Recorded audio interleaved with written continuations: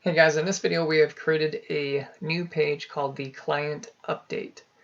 In this page we have created a PHP if statement to show if the user is logged in, it's going to take the session variables and we're going to be looking for the client data, and we're going to pull the first name, last name, email, and the client ID. And then what we'll do is store them into these variables here, and then that way we can use them in our site within this page. And so to get into it, so let's go and log in real fast. We'll log in with the admin.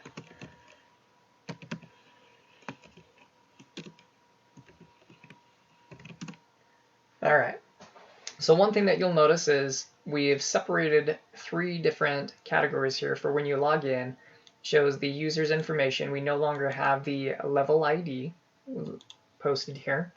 We've also created an account management view here, and use this link to update your account information. And then we also have the inventory management, since this is the level 3 user. So we'll go into the update account information. So this is the new page that we have created.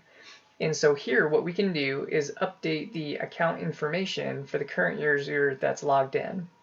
And then we can also update the password as well. And so what you'll notice is when we first log in, it's going to have the information pulled from the database as far as what's been, who's been logged in. And we've done this. You'll notice in here in our form.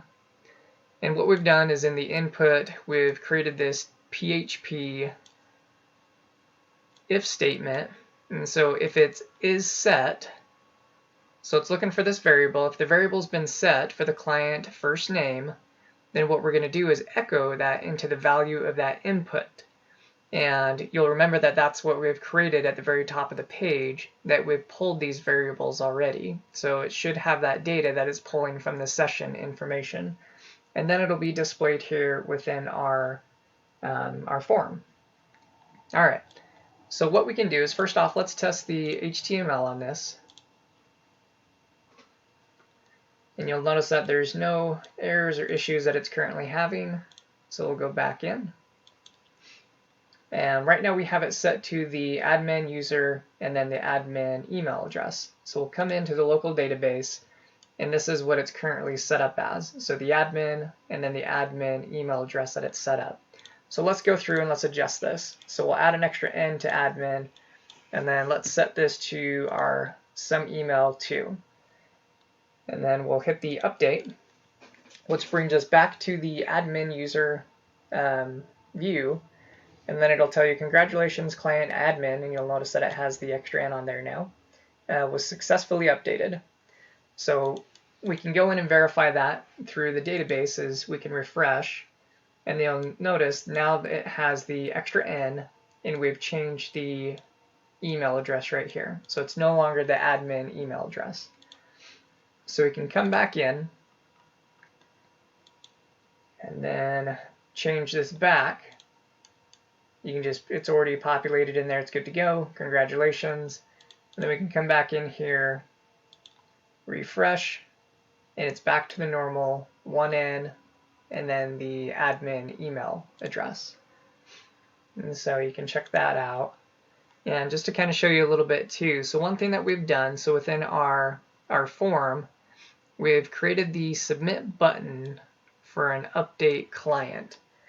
And then, so this is the action that it's going to take, which then it passes it to the form and sends it to our accounts controller, which is the index here. And so we'll go up into the controller. All right, and you'll notice that right here. So that case statement is being passed into this update client, and it'll gather all of the variables that we just pushed in, and then we'll filter it. And then we'll do all the same things that we've done when we're registering for users as well. And so we'll check the email, verify that the email doesn't already exist. And we'll do that with this portion right here, which passes it to the function check existing email, which then we send that variable that was brought in to it. and then existing client. And this is something that we created to see if the client existed as well. And we pass it into this check existing client, which we take the first name. And then it'll come through, and then if the boxes are empty, it'll come back and it'll let us know that we need to enter in all the information to the fields. And then that's actually done right here. And then this one's just stating if it found anything for the existing client or the existing email. It'll come back and let us know that those already exist. And then it'll come through, and then it'll pass all the variables that we created into the update client, and this sends it to the model. And so if you come to the model, so it'll go through this update client, and this is where we do all of our SQL, and it passes it through. So we send those parameters, those variables, into this function, so then it has those that it can use. And then it takes that, updates the clients in the database, and then it sets the first name to the first name that was passed through with the variable. Same thing with the last name, email, and then the specific location we're looking for is the client ID. So that's where it's looking to change that data. And then it'll come back through, bind everything, execute it, and then it'll pass it back into this rows changed. And so now everything's been done, and this is how it updates into the database and changes that. And so if we come back, once that's complete, it'll check the outcome, and whether the outcome is successful, it'll give a 1. And then we'll set the cookie, and then we will display a congratulations, and that's the message that we've been seeing. Or if there's an issue or any error, sorry, but the update failed, please try again. So that's how we've done this portion. Now the other portion is we have the password, and currently the password is set to the original for this one, but we'll set it to an easier one to remember. And so we'll update that, and so it'll give us this congratulations, the password for client admin user was successfully updated. And so we can come back in, log out, log back in, go for that email, and we'll try the password that it used to be. So this was the difficult one that we had set for it. Sign in. Looks like we need to check our password and try again. And that's because we changed it. So what we're going to do is put in the easy one I just put in. And then there we go. Sends us back through. So it looks like the password is changed and it's updated again. And so now we'll change it back to the original hard password. Update that. So that's been completely done. That's good to go. And then the next thing that I want to show you is, so with this admin user, for him being a level 3, again, they're going to show this inventory management portion. If you were to log out and then say you logged in as just a regular, and this guy is going to be a level 1. So you sign in, and they still have access to this account management here.